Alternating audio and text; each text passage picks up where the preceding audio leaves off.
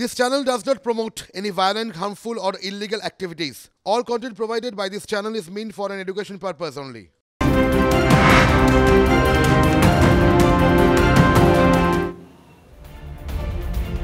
নমস্কার, দেখছেন টিভি9 বাংলা। আপনাদের সঙ্গে রয়েছি আমি তন্ডিষ্ঠা।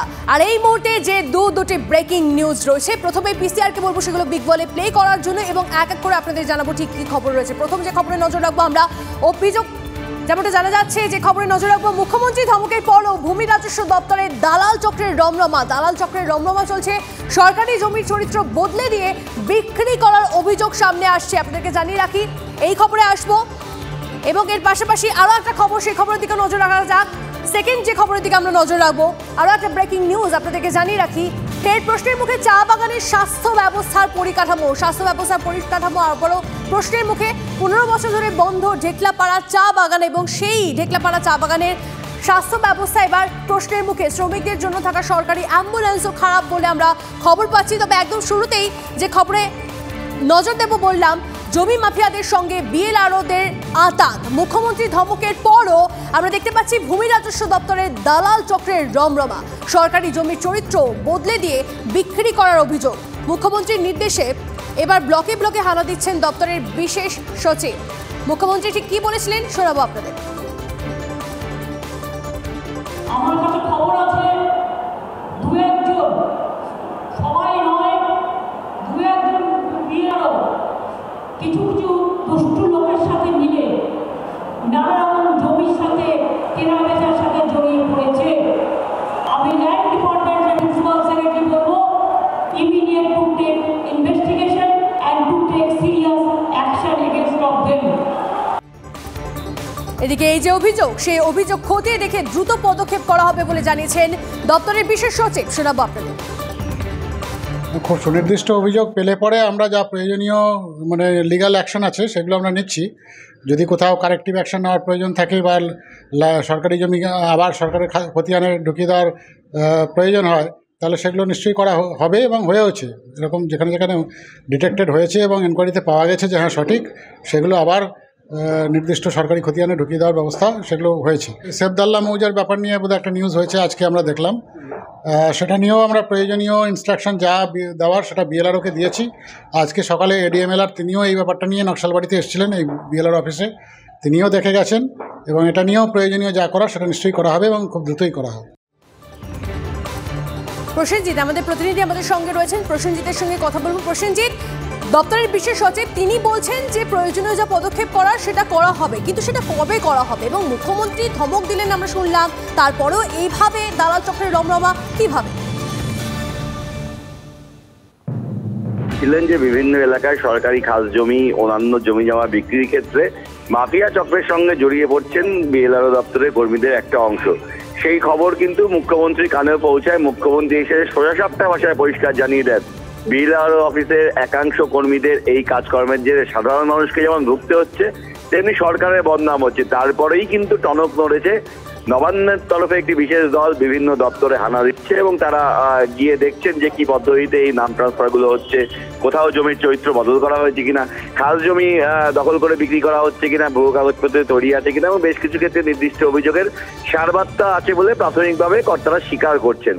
ফলে বিরোধীরা বলছেন যে হঠাৎ করে টনক নড়ল কেন, দীর্ঘদিন ধরে তো অভিযোগ উঠছে এবং দ্রুত সার্বিক দৃষ্টান্তমূলক শাস্তি দিতে হবে, না হলে পরে কিন্তু এই রোগ কমবে না। কারণ কোটি কোটি টাকা এই জমি বিক্রির কাজে মাফিয়াদের সঙ্গে এরা জড়িয়ে পড়ছেন। বেশ, ধন্যবাদ প্রসেনজিৎ। এদিকে আরও একটা খবর আপনাদেরকে যেমনটা শুরুতেই বলছিলাম, অ্যাম্বুলেন্স না পেয়ে মৃত্যু ঢেকলাপাড়া চা বাগানের শ্রমিকের। ফের প্রশ্নের মুখে চা বাগানের স্বাস্থ্য পরিকাঠামো। চা বাগানের শ্রমিকদের জন্য থাকা সরকারি অ্যাম্বুলেন্স খারাপ, টাকার অভাবে অন্য গাড়ি ভাড়া করা সম্ভব হয়নি। হাসপাতালে নিয়ে যেতে না পারায় চা শ্রমিকের মৃত্যুর অভিযোগ। কেন অ্যাম্বুলেন্স খারাপ, কেন সারাই করা হয়নি, এই প্রশ্ন উঠছে। তবে এই নিয়ে মন্তব্য করতে চাননি হাসপাতাল সুপার। बीरपाड़ा अस्पताल आप फोन किए थे तो क्या बोला उन्होंने? वो गाड़ी उड़ी नहीं है यहाँ पे, गाड़ी उड़ी नहीं मिलेगा। अच्छा, अगर बीरपाड़ा वहाँ से गाड़ी आता तो बच जाता? बीरपाड़ा से गाड़ी आता तो बच जाता। बल्कि अस्पताल ले जाने के जोगाजोग किया गाड़ी के लिए, तो गाड़ी खराब है बोल के बोला हूँ। अच्छा, जैसे 3 बजे जैसे 3 बजे जैसे? हाँ, गाड़ी मिलने से ये बाज भी सकता है। সুজিত আমাদের প্রতিনিধি আমাদের সঙ্গে রয়েছেন। সুজিত, চা বাগানের স্বাস্থ্য ব্যবস্থার এত অবস্থা শোচনীয় কেন? অ্যাম্বুলেন্স খারাপ, বেঘরে ঘরেই মৃত্যু হচ্ছে, এই পরিস্থিতি কেন? কেন নজরদারির অভাব? তনিষ্ঠা, বীরপাড়ার ঢেকলাপাড়ার চা বাগান প্রায় 15 বছর যাবৎ বন্ধ।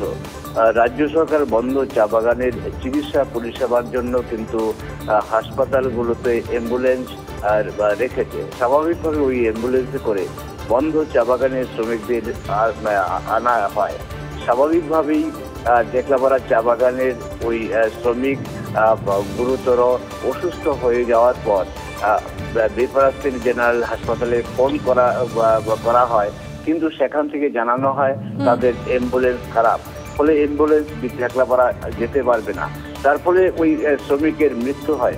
এখানে প্রশ্ন উঠেছে যে বন্ধ চা বাগানের শ্রমিকদের জন্য যেখানে অ্যাম্বুলেন্স রাখার কথা, সেখানে সেই অ্যাম্বুলেন্স কেন খারাপ হলো? হাসপাতাল সুপার কেন ব্যবস্থা নেয়নি? স্বাভাবিকভাবে এই প্রশ্ন নিয়ে কিন্তু তোলপাড় এলাকা।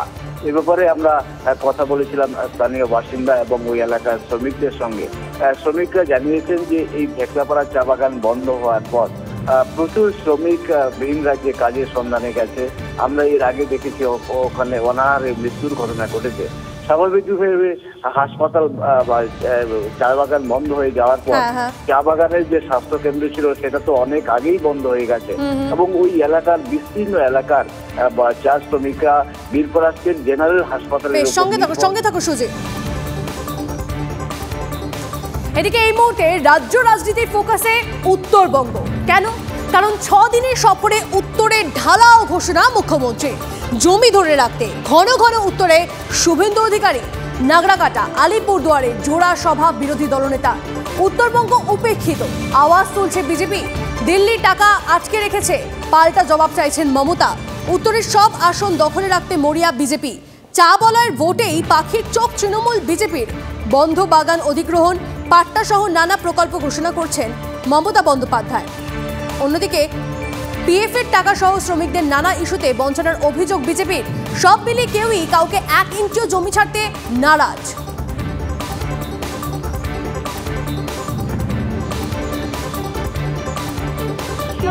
और चाय बागान को मजदूर को चाय बागान का पट्टा देंगे, ये हमारा वादा है।